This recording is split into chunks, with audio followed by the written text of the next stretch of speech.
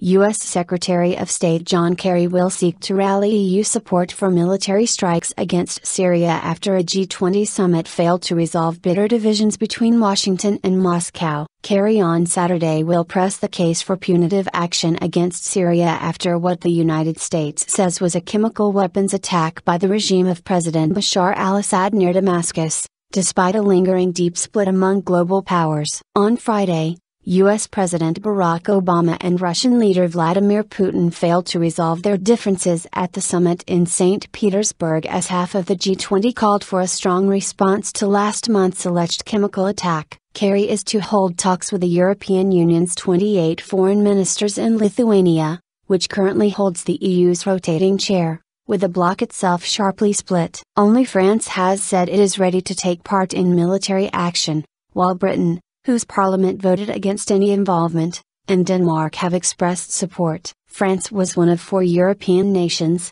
with Britain, Italy and Spain, that signed a statement Friday at the G20 meeting calling for a strong international response to the chemical attack widely attributed to the Assad regime. The statement, signed by 11 of the G20 nations, but not by Germany, said the response would send a clear message that this kind of atrocity can never be repeated. It did not specify military action, and European diplomats said the language remained unclear. Putin to help Syria. Obama said on Friday in St. Petersburg that the world could not stand idly by, but Putin warned that it would be outside the law to attack without the UN's blessing. Putin also said Russia would help Syria if the US were to strike, pointing to existing military, economic and humanitarian cooperation. Washington has prepared the ground for possible strikes, evacuating non-essential embassy staff from Beirut and urging Americans to avoid all travel to Lebanon and southern Turkey. As well as the stubborn international differences,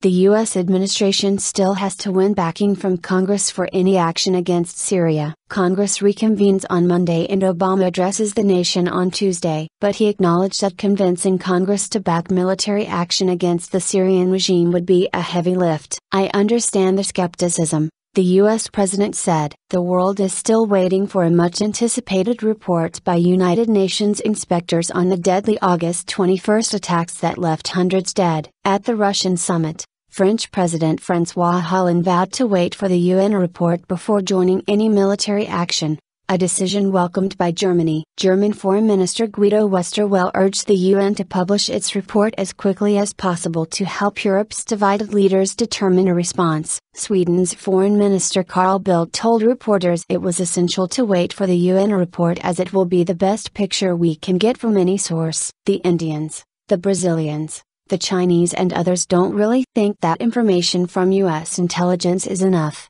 and that's the world we live in," he said. Russia and China, both veto-wielding permanent members of the UN Security Council, have on 3 occasions voted down resolutions that would have put pressure on Assad. On Friday, the Russian Foreign Ministry warned the United States against targeting Syria's chemical arsenal in any attacks. Later on Saturday, Kerry is due to fly to Paris for talks with French officials. He will also meet Arab League leaders to update them on Syria and on progress in the Israeli-Palestinian peace process. Pope Francis has appealed for a peaceful solution to the crisis, calling on the world to unite on Saturday in a day of fasting and prayer for Syria.